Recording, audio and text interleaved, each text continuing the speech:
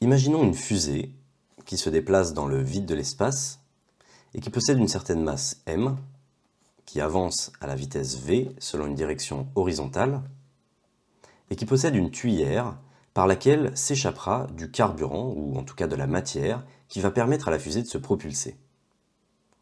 Donc on imagine qu'à un certain instant suivant, dt, la fusée a perdu de la masse, sa nouvelle masse c'est m plus dm, avec une variation dm qui est négative.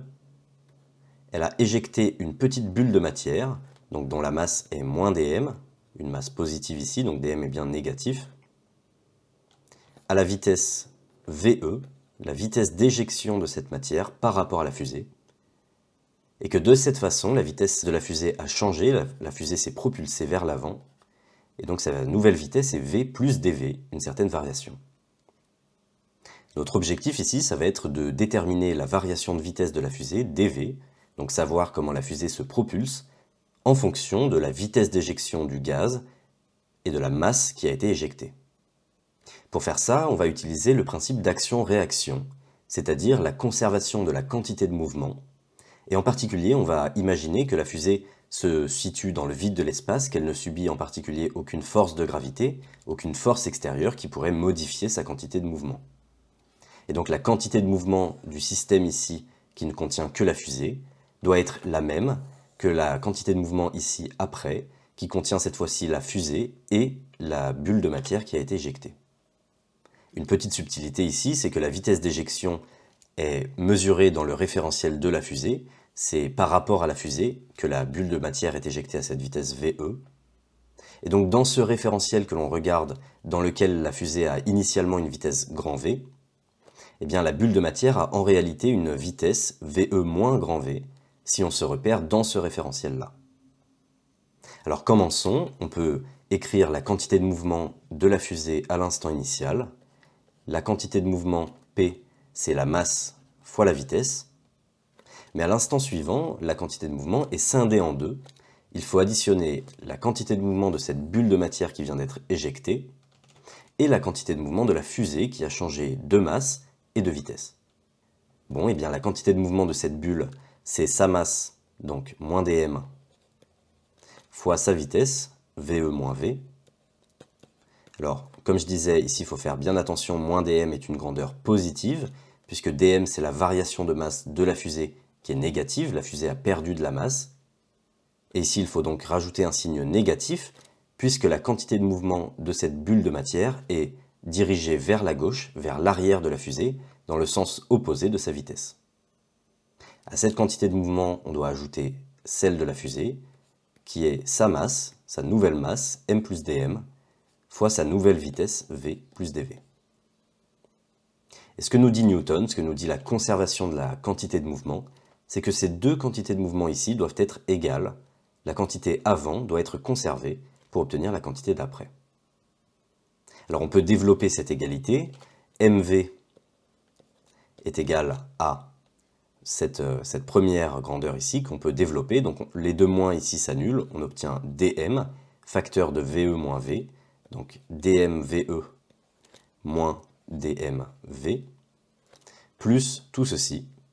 Donc plus mv, plus mdv, plus dmv, et plus dmdv.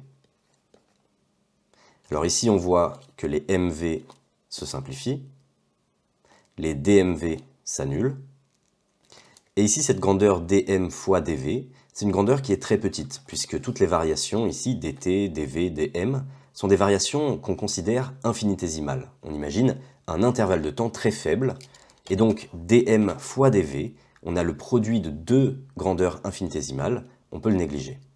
On fait ici du calcul différentiel.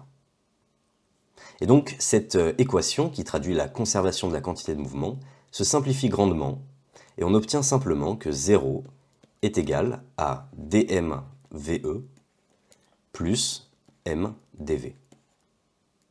Alors on va pouvoir réarranger cette équation pour obtenir la variation de vitesse, c'est ça qui nous intéresse. Et donc la variation de vitesse de la fusée, alors on va passer ceci de l'autre côté, on obtient un signe moins, et on obtient moins VE dm sur m. Cette équation, c'est la version différentielle, la version infinitésimale de l'équation de Tsiolkovsky. Elle nous dit que la variation de vitesse de la fusée est reliée à la vitesse à laquelle elle éjecte le carburant, le gaz, et le rapport entre la masse qui a été éjectée et la masse totale de la fusée. Donc plus la fusée éjecte le gaz rapidement, plus elle va accélérer rapidement, et plus la fusée éjecte une grande quantité de masse, plus elle va accélérer rapidement. Alors maintenant, on peut passer à l'étape suivante et se demander quelle serait la variation de vitesse si la fusée accélérait constamment pendant un certain intervalle de temps qui cette fois n'est pas infinitésimal. Donc on va imaginer que la fusée accélère et en particulier que l'éjection du gaz se fait à une vitesse constante, que cette vitesse VE ici reste constante au cours du temps. L'idée, c'est qu'on va intégrer les deux côtés de l'équation, c'est-à-dire faire la somme des variations infinitésimales de la vitesse sur un intervalle de temps qui n'est pas infinitésimal, pour obtenir la variation totale de la vitesse entre un instant initial et un instant final. Donc on peut commencer par intégrer la partie à gauche de l'équation, le terme de gauche. On intègre dv par rapport à v, entre vi, une vitesse initiale, et vf, la vitesse finale de la fusée. Donc ça, c'est assez simple à intégrer. C'est simplement, donc si on remplace les v par des x pour y voir plus clair, c'est simplement l'intégrale de 1 fois dx. Et donc en fait, l'intégrale de la fonction 1, ça donne x évalué entre les bornes, c'est-à-dire qu'on obtient vf moins vi, la vitesse finale moins la vitesse initiale. Ce qu'on peut noter directement, delta v, c'est la variation de vitesse de la fusée entre l'instant initial et l'instant final. D'autre part, on aimerait intégrer ce terme à droite, qui semble un peu plus complexe à intégrer, mais on va voir qu'en réalité, il est assez simple à intégrer aussi. Donc ici, on a moins VE qui est une constante, donc on peut le sortir de l'intégrale, intégrale de dm sur m. Ici, on intègre par rapport à la variable m, par rapport à la masse, entre une masse initiale et une masse finale, la masse initiale de la fusée et la masse finale de la fusée. Alors ici, pour y voir plus clair, ici on a l'intégrale de 1 sur x fois dx. Donc on a l'intégrale de la fonction 1 sur x, et une primitive de 1 sur x, c'est le logarithme de x, le logarithme népérien de x, évalué entre les bornes. Donc ici, on a moins VE fois le logarithme népérien de MF moins le logarithme népérien de MI. Alors ici, si vous connaissez les propriétés du logarithme, on reconnaît que la soustraction de deux logarithmes, c'est le logarithme de la division des deux arguments. Et donc ici, on a finalement moins VE fois le logarithme de la masse finale sur la masse initiale. Et pour terminer, en passant le signe moins ici dans le logarithme, moins log d'une certaine grandeur, c'est le log de l'inverse de cette grandeur, et donc ceci est égal à VE fois le logarithme de la masse initiale sur la masse finale. Donc pour réécrire cette équation, on obtient que la variation de vitesse totale de la fusée est égale à la vitesse d'éjection du gaz fois le logarithme du rapport entre la masse initiale de la fusée et la masse finale de la fusée. Cette équation, c'est une équation qui est cruciale, fondamentale en aéronautique, en aérospatiale. C'est l'équation de Tsiolkovsky.